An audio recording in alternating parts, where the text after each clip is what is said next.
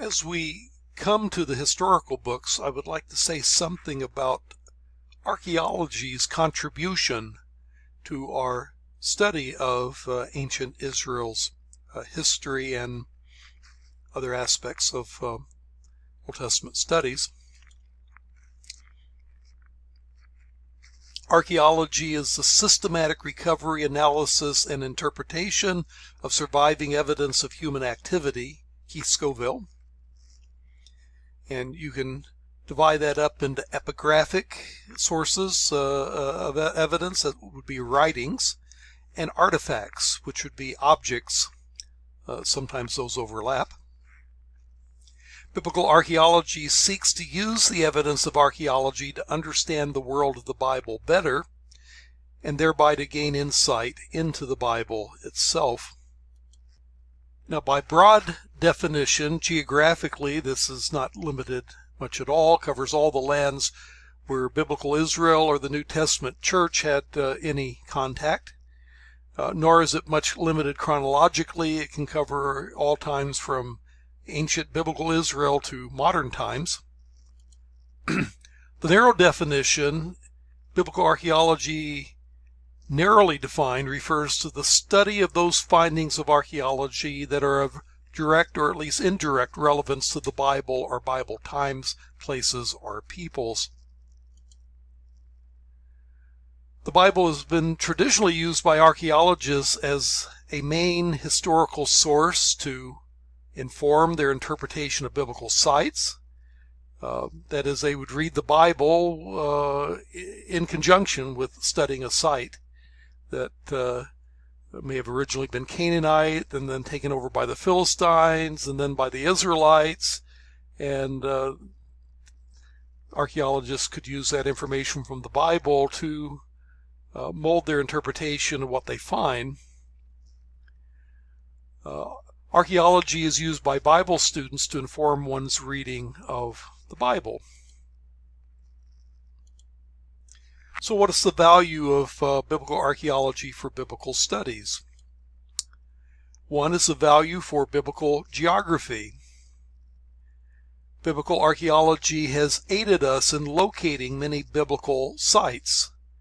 For example, ancient sources help us to know what Kaftor is. According to Amos chapter 9, the Philistines' original homeland was Kaftor. Well, where is Kaftor? Well, that name occurs in ancient Near Eastern documents. We now know it to be Crete or the Aegean Islands, and therefore we know approximately from where the Philistines came. Often biblical sites have kept their old names, though those names have been garbled through Arabic. But anyway, our whole maps of the Bible depend on a certain amount of biblical archaeology in order to put all the place names there. It's also of value for biblical chronology. Synchronisms with Assyrian kings is the first step in placing absolute dates to the events during the time of Israel's monarchy. This is how it works. The Assyrians gave each year a name.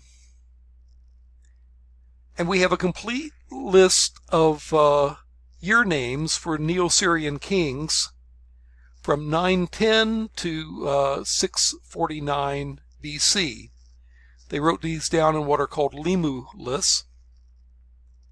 And we know the names of the years of each of the kings of Assyria during that time period. Well, it turns out that there is mention in a particular year name, a solar eclipse, which by astronomy we can date to 15 June of 763 BC. And once we know that particular year name's date of the eclipse it mentions, we then know the absolute date of each of the Assyrian kings in years BC. From there, it's on the basis of synchronisms between events mentioned in Assyrian texts and events or persons mentioned in the Bible that we can start dating the biblical matters to years BC. So here's a list of some of the synchronisms. In 853 BC, Ahab had a battle at a place called Karkar, kind of an important battle, where he fought Shalmaneser III. Not mentioned in the Bible, as it turns out, but it is mentioned in the monolith inscription of Shalmaneser. Well, since that has an Assyrian date formula, we know that that battle took place in 853, and from that we know that Ahab was alive in 853 BC, probably towards the end of his life. There's a 3-year period where he didn't war with Syria. It looks like during that 3-year period, he allied actually with Syria to fight off Shalmaneser III. We have an inscription that talks about Jehu paying tribute to Shalmaneser in the 18th year of Shalmaneser. That would date to 841 to 840 BC. Their calendar is off by ours a little bit. We know the what the year is in BC, but it does overlap with our year, so 841 to 840. Here we actually have a picture of either Jehu or his emissary bowing down to Shalmaneser on what is called the Black Obelisk, which is now housed in the British Museum. In 740 BC, we know from a Nimrod inscription that the king of Israel, Menachem, paid tribute to this gentleman here, Tiglath-Pileser III. From a summary inscription of Tiglath-Pileser, we know that Ahaz paid tribute to Tiglath-Pileser, a fact that's also mentioned in 2 Kings 16 and verse 10. In 732 BC, King Pekah of Israel was deposed, and Hoshea was placed on the throne. That's mentioned in 2 Kings 15:29, but again, it's referred to in the summary inscription of Tiglath-Pileser III. In 722 BC, the capital of Israel, Samaria, fell to the Assyrians. That's mentioned in 2 Kings 17. It's also mentioned in the Babylonian Chronicle. And there's also a second capture of Samaria by Sargon II, probably about a couple of years later, which is in the Annals of Sargon II, also mentioned in 2 Kings 17 and verse 6. In 701 BC, Sennacherib invades Judah and besieges Hezekiah, king of Israel. That's mentioned in Sennacherib's Annals. That's also mentioned in 2 Kings 18 and 19. There's also a parallel in the book of Isaiah. And then in the years 674 and 668, Manasseh pays tribute to Esarhaddon and to Ashurbanipal, and that according to the Esarhaddon prism B and the Ashurbanipal prism C.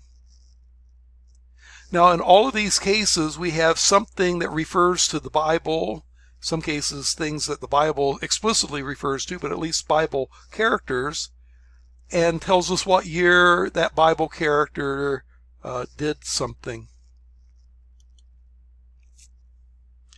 Now, a man by the name of Edwin Thiele was the first to work this out to a serviceable chronology of the kings of Israel. He wrote a book originally in 1951, revised it somewhat later, The Mysterious Numbers of the Hebrew Kings, where he worked out the chronology of these kings based on these synchronisms and taking into account that sometimes there were co-reigns. When a king got old, he handed over the reign to his son, but he was still counted as king. And the years that he lived counted as years of his reign, even though he wasn't actively reigning. And the fact that Israel and Judah sometimes use different calendars starting in different months of the year. But he worked it out rather cleverly, and this chronology is still widely used. Some scholars tweak it in one direction or another, but all work subsequent to Thiele is based on Thiele's proposals. Now, before the monarchy, the chronology is much less well established because we don't have these synchronisms that we can work from. We will continue this in the next lecture.